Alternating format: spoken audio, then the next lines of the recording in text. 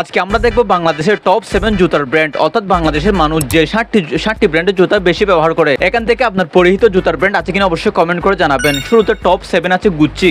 ওকে, গুচ্চি ভালো একটি ব্র্যান্ডের জুতা। এরপর টপ 6 আছে স্পোর্ট।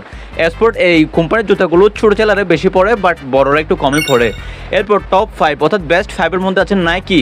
নাইকি কিন্তু অনেক ভালো একটি জুতা, আমি অনেক সময় পড়েছি, আগে পড়েছিলাম আর কি। এরপর টপ 4 আছে পুমা। আমি বর্তমানে যে জুতা পরতেছি সেটি হচ্ছে পুমা, যেটি টপ 4-এর মধ্যে আছে। পুমা হচ্ছে ভালো একটি ব্র্যান্ড, ফর্মাল বলতে পারেন। এরপর টপ 3-তে আছে লুট্টু। লুট্টু কখন নাম শুনিনি, লুট্টু একবার ব্যাগের নাম শুনেছি, বাট লুট্টু যে স্যান্ডেল বা জুতার নাম আছে ব্র্যান্ডের, আমি আগে শুনি নাই। এরপর টপ 2-তে আছে অ্যাপেক্স। অ্যাপেক্স অনেক ভালো একটি জুতা, যেখানে আপনি পানি দিয়েও ভিজাতে পারবেন, কোনো সমস্যা না। আমি অ্যাপেক্সের জুতা অনেকবার কিনেছি, আগেও কিনেছি, বাট 2-3 বছরের মধ্যে কিনি নাই। এরপর টপ 1 আছে বাটা।